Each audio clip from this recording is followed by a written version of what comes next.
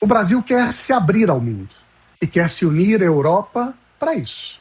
Mas o que os europeus pensam de um tratado de livre comércio, e em particular dessa união conosco? Nos últimos anos, tem ascendido na Europa uma nova visão sobre o significado do comércio livre. A abertura comercial, por um lado, pode criar eficiências econômicas, mas, ao mesmo tempo e cada vez mais, também pode criar dependências perigosas. 3 casos emblemáticos ilustram o pensamento europeu. Primeiro, o comércio de gás russo. Com a guerra na Ucrânia, a dependência da importação de gás se tornou uma verdadeira ameaça à estabilidade econômica e política da Europa. Inflação, desindustrialização em massa, em particular na Alemanha, perda de competitividade e crise política cada vez mais radical. Segundo, a Covid-19 e o comércio de mantimentos de saúde. Foi a pandemia estourar e os países se fecharam, proibindo a exportação de máscaras e equipamentos necessários para lidar com a Covid. Resultado, a Europa, na dependência da importação de vários desses mantimentos, se viu numa posição de colocar a saúde da sua população em risco. Terceiro, uma dependência crescente do comércio e de mantimentos da China. Na economia, a alta dependência do comércio chinês é cada vez mais visto como uma ameaça. Uma ameaça porque a China tem tomado posições que mostram como o comércio pode ser uma arma para atacar adversários. Vejam alguns exemplos. A Lituânia aceitou a representação oficial de Taiwan na sua capital, em Vilnius. Em resposta, a China, que considerou esse movimento político inaceitável, proibiu as empresas chinesas de usar insumos da Lituânia. O Japão atacou um barco chinês no mar da China Oriental, próximo a ilhas em disputa entre os dois países.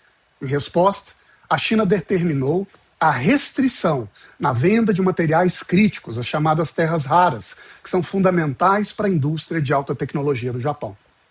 Nos últimos anos, tem acontecido uma espécie de inundação de bens chineses no comércio europeu, sobretudo a partir da guerra tarifária com os Estados Unidos desde 2018.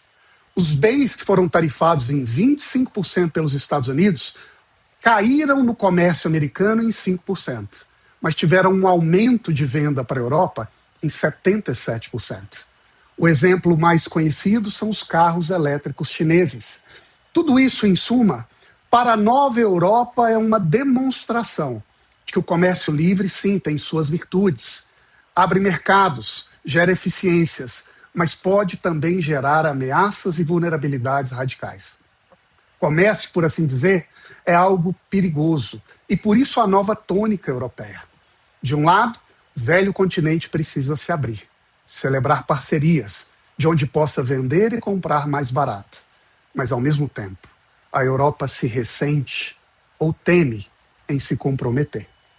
É como se o continente dissesse: nós queremos nos casar, mas com um parceiro comercial disposto a aceitar os meus termos.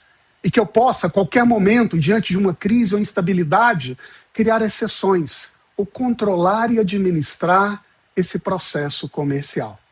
Porque se eu mudar de ideia ou se as circunstâncias evoluírem, aí eu repenso a relação. Esta foi, na verdade, a decisão tomada pelo Parlamento da Europa na semana passada ao aprovar um regime especial de salvaguardas para o Tratado União Europeia-Mercosul. Esta decisão permite à Europa unilateralmente suspender os benefícios tarifários em caso de uma leve oscilação de volume ou de preços nos produtos agropecuários vendidos pelo Mercosul para a Europa. É como se a Europa dissesse: para me proteger, eu preciso de um casamento, mas um casamento aberto, ao melhor estilo pós-moderno.